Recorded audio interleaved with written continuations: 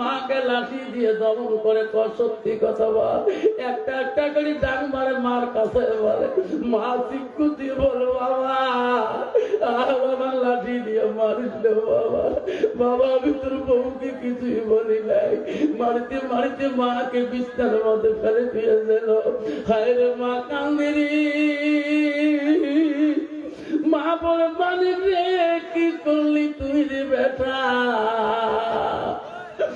জীবনে আমার স্বামী আমাকে বিয়ে করার থাকে একটা ফুলের টোকা পর্যন্ত আমার দেয় নাই, একটু সন্তান বেটা তুই কি করলি। হায় রে বেঈমান বউ বলে, স্বামী গো আপনার বিচার আমি নাই পাইলাম গো, চলো স্বামী ঘরের সংসার বানাবো, জীবনে আর বাপের বাড়ি যাব না, জোরে কন্যা জহিলা। আব্বা যখন 5টা মিনিট অপেক্ষা করবেন কষ্ট হয় নাকি? জোরে বলেন, ছাড়ে দিব নাকি?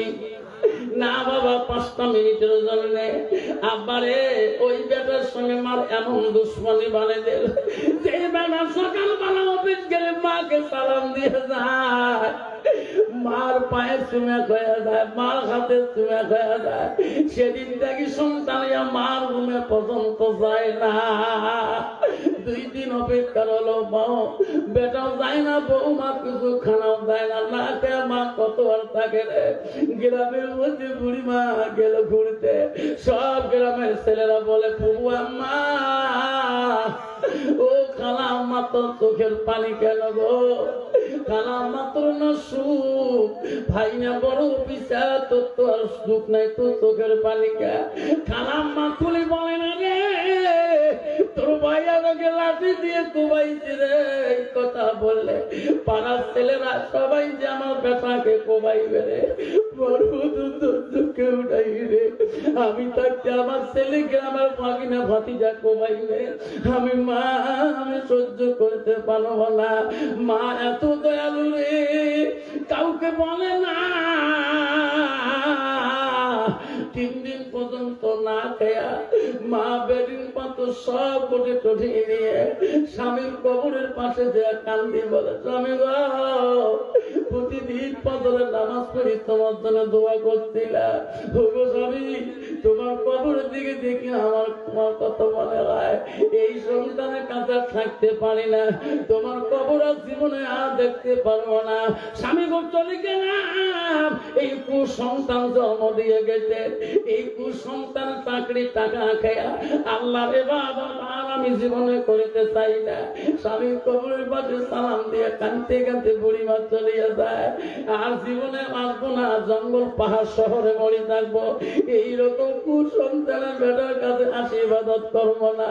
চলে গেল বুড়ি মা, 2-3 মাস হয়ে গেল, হঠাৎ করে বেঈমান অফিসার রাস্তা দিয়ে যায় ছবি রাখতে রে, হঠাৎ করে দেখে আলেমদের ওয়াজ নসিহত, অফিসার জীবনে আলেমের ওয়াজ শোনে নাই, ওই দিন 10টা মিনিট দাঁড়িয়ে শুনলো কি আলেমরা ওয়াজ করে। ওই সময় আলেম ওয়াজ করছে, ভাই রে আল্লাহ বলছে আমার ইবাদতের পরে ওয়া বিল ওয়ালিদাইনি ইহসানান, তুমি তোমার মা বাবার সঙ্গে সৎ ব্যবহার করো। আল্লাহ বলছে তোমার মাকে তোর বাবাকে তোর কথার দ্বারা, আল্লাহ কোরআন বলছে কুল্লাহুমা কাওলান কারীমা, এমন কোন কথা বাক্য বলিও না তোর কথার দ্বারা তোর মা বাবা যাতে কষ্ট পায় না। এই হাত দিয়ে যদি কষ্ট পায়, এই হাত তোর জাহান্নামের আগুনে জ্বলবে, তোর বাবা যদি হাত দিয়ে কষ্ট পায় তোর জাহান্নামে জ্বলতে হবে। অভিযোগ শুনতে শুনতে আর সহ্য করতে পারে নাই, রে কি করলাম আমি, 1-2 মাস আগে লাঠি দিয়ে মা কমাইলাম, অভিযোগ দৌড়ে যাচ্ছে রে, আসি বলো না পা 2টা ধরে বলছে হুজুর এই বয়ান আর করেন না হুজুর, কে বেটা আমি 2 মাস আগে আমার হাত দিয়ে মাকে লাঠি কোবাইছিলাম, হুজুর আমার হাত যদি জাহান্নামে জ্বলি যায় জীবনের কি মূল্য, হুজুর তোমার পা ধরে বলে গো দোয়া করে দাও আমার হাত যাতে শরীর যাতে জাহান্নামের আগুনে জ্বলে না। মওলানা বলতে আমার পা ধরা তো দূরের কথা, সারা বিশ্বের আলেমের যদি পা ধরে কাঁদে, তোর মা যদি বাপ না দে আল্লাহ কোনদিন মাপ দিবি না।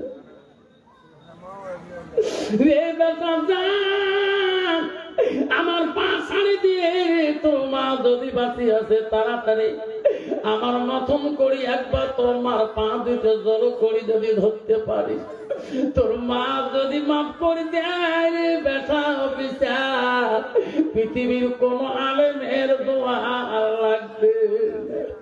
অফিসার কাঁদতে কাঁদতে বাড়ি থেকে চলে গেল। বাড়িতে বিবিকে ডাক মারে, বিবি দরজা খুলে দাও। বিবি বলছে স্বামীকে দরজা ধাক্কা মারলে খুলে যাবে। স্বামী আজকে মাথা দিয়ে শরীরের ব্যথা উঠতে পারি না, ফিরিতে ভাত আছে, সবজি আছে, মাছ আছে, ডাইল আছে, যা আছে পাপড় আছে, নিয়ে খা। আজকের জন্য আমি তোমাকে ভাতের থালি দিতে পারবো না। কত বাবা এইরকম ডিজিটাল নারী আছে কি না? আছে না?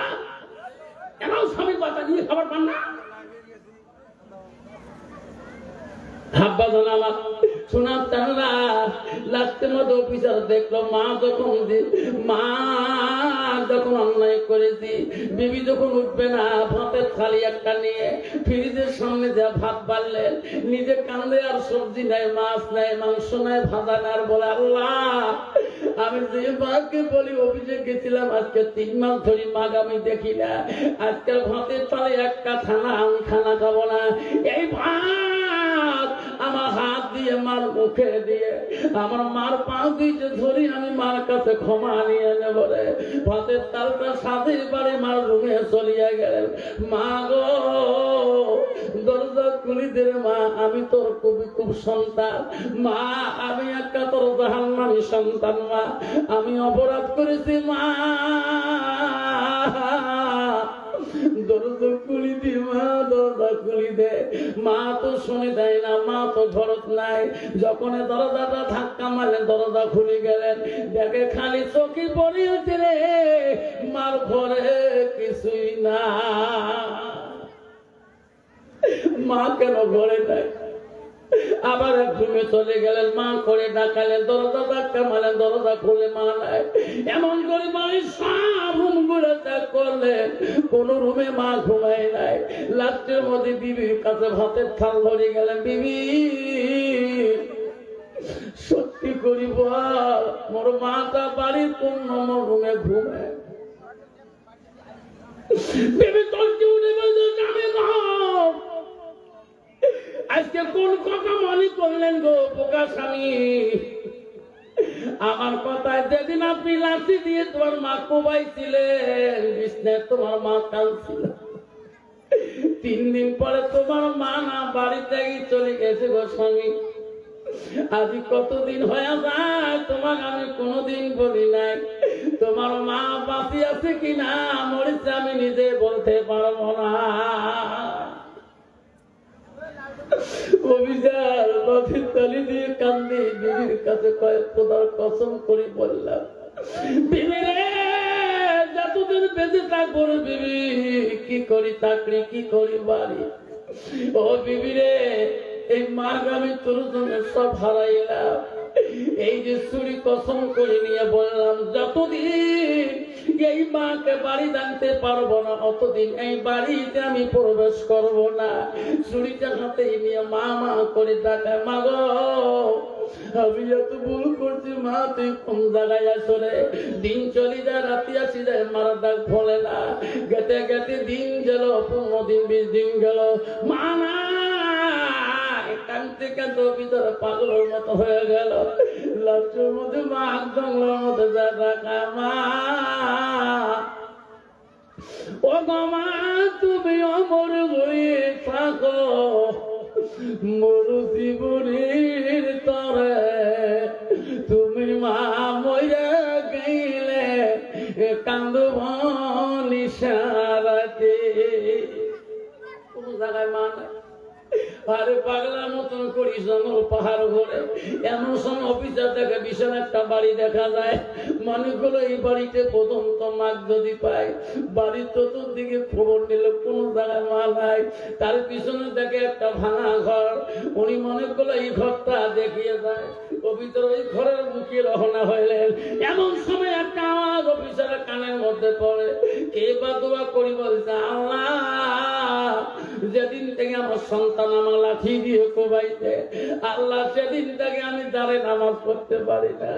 আল্লাহ সেদিন থেকে বসি বসি তাহাজ্জুদ পড়ি, ওয়াক্ত নামাজ পড়ি।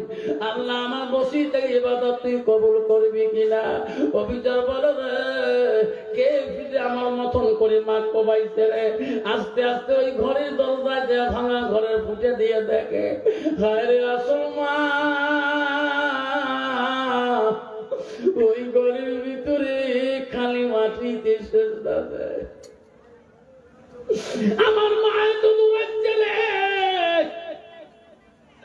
ঘরের দরজায় কান্দি বলে, মা আমার মতন অত কেউ নেই মা, আমি একটা জাহান্নামীর সন্তান মা, দরজা খুলে দে মা, আমি অপরাধ করেছি মা, আমার শরীরটা জাহান্নামে চলবে মা, দরজা খুলে দে রে মা। মা দোয়া শেষ করি বলে, রে কে রে? আমার মা করি এই দেশে, আমার মা করি ডাকে, এমন একটা কুলঙ্গ বেটা জন্ম দিছি, সেই বেটা তো এই দেশে আছে। আমি কোন দেয়া যাস না, আমার সন্তানের মতন করে আমাকে মা করে ডাকে। বুড়ি মা দরজার একটু ফুটে দিয়ে দেখে ওই বেঈমান সন্তান হাতে একটা ছুরি নিয়ে আমার মা পায়। মা মনে মনে ভাবল, রে এই খবর কেমন করে জানলো? মনে হয় বৌমা বোধহয় পাঠিয়ে দিচ্ছে ছুরি নিয়ে, আজকে বোধ আমার কান্নাটা দুখণ্ড করে যাবে রে। হে বেটা, আর জীবনে দরজা খুলে দেবে না। ওইদিন যদি বুঝতাম তুমি আমাকে কবে নাঠি দিয়ে কবাবা, ওই দিন আমি প্রথম দিন দরজা খুলে দিতাম না। আজকে তুমি বউয়ের কথা ছুরি নিয়ে আসছো, হাজারো যদি মা করি দেখো, আমি কোনোদিন এই দরজা খুলে দেব না। ছেলে ডাকতে ডাকতে পাগলের মতো হয়ে গেল। লাস্টে বলে, আল্লাহ আমার মা আমাকে মাফ করবে না আল্লাহ। এমন একটা ডাক দিয়ে হাতের ছুরি ফেলে দিয়ে মা করিয়ে চিৎকার দিয়ে খারাপ জমিনে পড়িয়ে গেল। মা বহুকাল পর্যন্ত দেখলো আর ডাকে না কেন। মা ভাঙা বেড়া ফুটিয়ে দিয়ে দেখি রে ছুরি এক জায়গায়, বেটা এক জায়গায়, ছেলের মুখ দিয়ে গোল্লা বেড়েছে। মা দেখলো রে পড়া কেন, মুখ দিয়ে গোল্লা ছুটি রে, ছেলে কেন কাপা কবি করতেছে। আমার মনে হয় আমার বৌমা বেঈমান বৌমা বোধা বিষ করে পাগলা মানে পাঠে দিতে রে। আল্লাহ আমি মা থাকতে আজকে আমার সন্তান চলিয়ে যাবে। আল্লাহ আমি আর চুরি ভয় করি না। মা দরজাটা ধাক্কা দিয়ে খুলি, দৌড়ে যান ওই সন্তানকে বুকের মধ্যে টানি নিয়ে বলে, মানি আর একটা মা করে, ও মানি কি হলো তোমার? বাবা তোর মুখ দিয়ে কেন ফেনা বেড়ে? বাবা তুই আবার আগে সারি যাস না, আর একটা বার আমার মা কর। বাবা আমি তোর চুরির ভয়ের চোটে আমি দরজা খুলি দেই, আর একটা মা করে কাঁদবা। আমি সব ডাকের আওয়াজ আমি একবারে শুনে ওই সন্তান তোকে আর নাই। মা কাঁদে বললা দরবারে, বললা রে আমার কলিজাকে তুই আমার ভিক্ষা দিয়ে দে। কেউ কান্দিনি প্রসবে কানে, কেন্দ্রেছিল শুধু তোমার মায়ের দিলে কেহ ব্যথা দিও না। এমন করে পা ধরলে সন্তানকে আনায়া দেখলে মা মা বুকের মধ্যে নিয়েছে রে। ওই সন্তান ঠিক করে দিয়ে মার পা দুটি এমন করে ধরলো, মা তোর পা দুটি মোর বুকের মধ্যে দেবা। মা আমি জাহান্নামে পুরি ছাই হয়ে যাবো মা, যতক্ষণ আমার মাফ করবি না রে মা। ও তুমি তোর পা আমি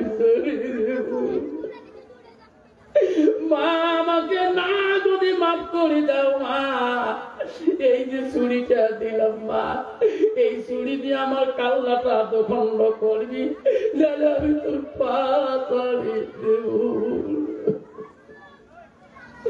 মাকে জানে রে মার মতো পৃথিবীর আপন নাই গো বেটারে আমার এইভাবে পা ধরছিস কেউ বাবা আমি তো মাফ করে দেব আমাকে পা ছাড়ে দাও বেটা তুমি ভুল করছো দেখি এইভাবে পাও ধরছো আমি তোর কাল্লা কাটি দিয়ে আমি বাঁচতে পারবো না রক্ত মাখা শরীরে মা তুমি ছিল ঘরে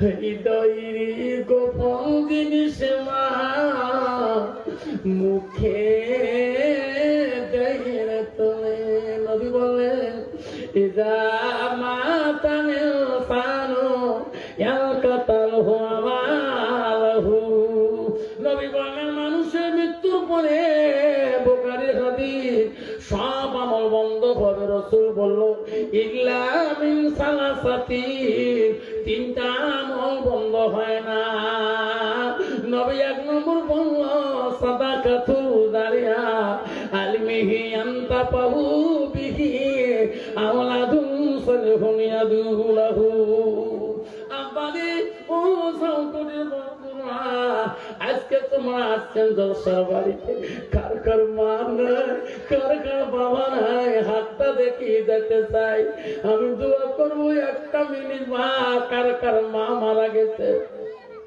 হাতটা দেখাইবে কার কার বাবা নাই সেই মাটার জন্য বাবাটার জন্য এই মধ্য সংকটি সুবেহি মক্তবের জন্য রসুল বলল সাদাকাতুল জারিয়া আব্বা আমি 5টা বাবার দোয়া করতে চাই রে সোনা 5,000 কোটি টাকা এই নবীর বাড়ির জন্য গো এই মক্তবের জন্য তোমার নামে সাদাকাতুল জারিয়া সাদকা জারিয়া করে 5টা বাবার নাম আমি প্রথম নম্বরটা শুনতে চাই হুজুর আমার মা নাই বাবা নাই হুজুর আমি 5,000 টাকা এই সুবেহি মক্তবের জন্য সাদকা করে দিলাম রসুল বলছে সাদাকাতুল জারিয়া যারা দুনিয়ার বুকে মা বাবার নামে দান খয়রাত সাদকা করে দেয় পৃথিবীর সব আমল বন্ধ হবে রসুল বুখারীতে বলো ইল্লা মিন সালাসাতি তিনটা আমল কবরবাসীর জন্য বন্ধ হয় না সর্বপ্রথম নামটা শুনি